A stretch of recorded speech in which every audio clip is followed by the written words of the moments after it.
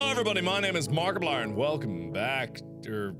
Top of the morning to you, laddies! My name is Jacksepticeye! How's it going, bros? My name's... So I saw Megaminx playing this game, and I'm like, yep, I need to check it out. Yandere Simulator. Yandere Simulator! I think that's how it's pronounced anyway. This is a debug build for testing. This is not an official demo. Okay, so that was the declaration at the beginning of this game, is that this game is like only 5% done, so there's not much here. Hi, how's it going? Hello? This is a lot of fun for what it is. Like, there's not a lot to it. I really look forward to seeing what they add to it later on, and I really look forward to seeing some of the updates and see what's added then. Maybe if there's a lot more added to it, I might do it again. Yandere Simulator is supposed to be about eliminating rivals, but after 30 months of development, the game still doesn't have an official rival. The rivals are the focus of the game. So when I implement the first official rival, she needs to make people more excited for the final product than any previous update. 10 rival girls are planned for Yandere Simulator. In order to add Osana to the game, it might take at least a month, possibly even longer. Once I begin working on implementing Osana, you won't be getting any new builds until Osana is 100% functional. Considering everything that is required to add Osana to the game, that could take at least 1 month, and you won't get any new builds until she's 100% complete.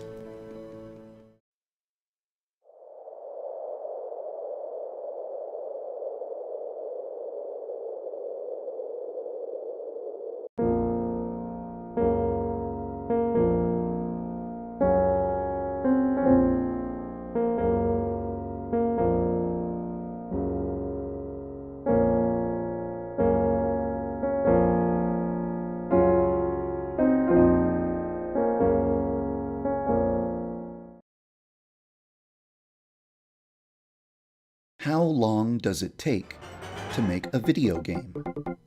The answer is 6 years. 6 years. 6 years. 6 years. And in development hell for over 6 years. Half a decade. Asana's, soon, guys. She'll be in the game soon. Trust me. This is the final stretch.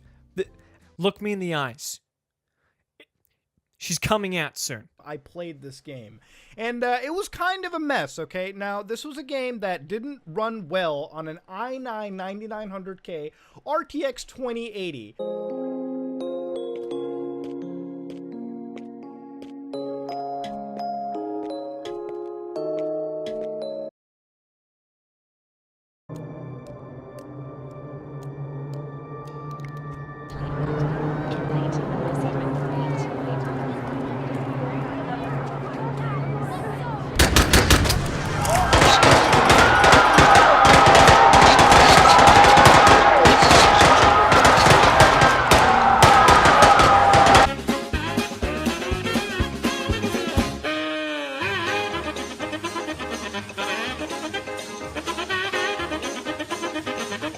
Yandere Simulator is way too bloated. The developer lacks focus on what his game is trying to be, which makes the experience vapid and unenjoyable. It's like he wanted GTA levels of interaction but only managed to make a cheap knockoff that you find on the 5th page of the Google Play Store. Many people began to hone in on the fact that they didn't feel that Yandere Simulator was making the progress that it should have, with focus being overly centered on trivial matters and Easter eggs. This led to a basically placeboed sentiment to progress. The project felt like it was moving forward, but not in the ways that people would want it to.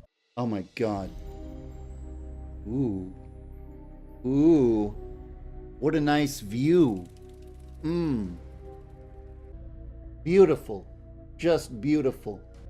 Here, honey, come down. Come down and give your lover a kiss.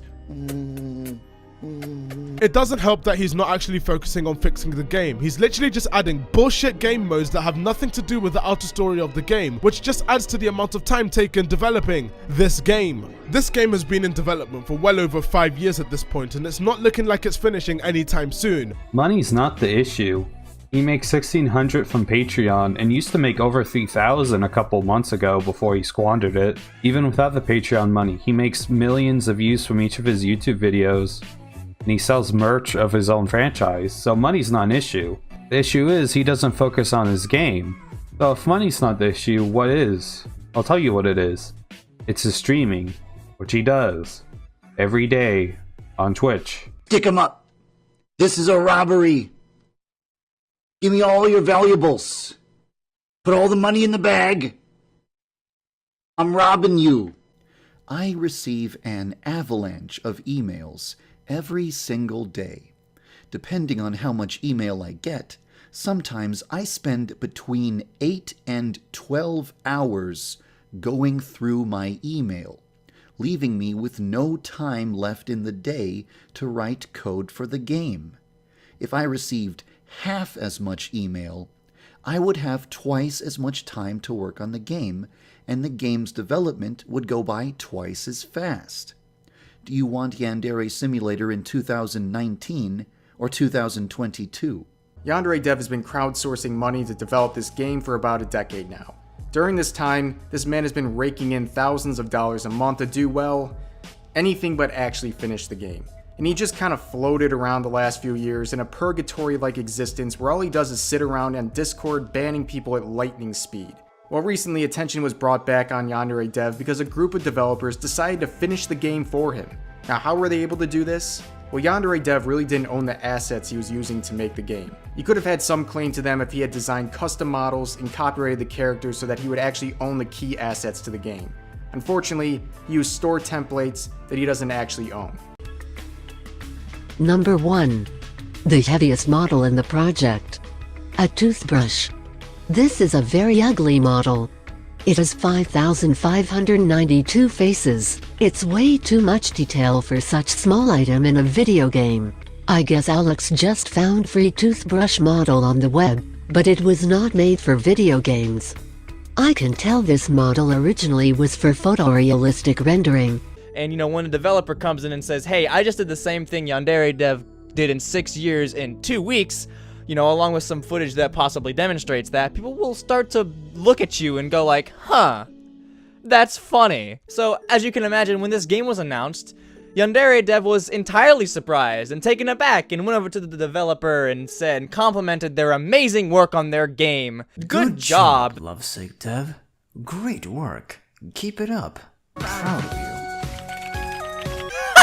No, just kidding. He tried to shut their operation down. I can't let you do that. This time by not only telling a developer of a fan-inspired game to claim that his game was fake and to leave the fan base, but also making another plea to the lovesick developers and threatening to game end himself if they didn't stop doing what they were doing. Now, of course, when you hear something like this, you gotta pause for a second and take it seriously. But based on the exchange of messages that are publicly posted now and the circumstances that existed, many people share my skepticism about the sincerity of this threat. It honestly just seems like a last-ditch effort to stop the development of Lovesick. And if he is just bluffing and using this to guilt-trip them into abandoning the game, that's completely irreprehensible and just plain wrong. Yandere Dev and his game Yandere Simulator is the perfect example of a social media propelled video game when everything goes wrong. The obsession with hype over practicality, the motivation to keep it online, the lack of expert consultation, the lucky developer who was ill-prepared, and his volatile involvement with a passionate audience. It led to criticism which then snowballed and led everyone to lose out. And all that glitters is gold. Only shooting stars break the mold.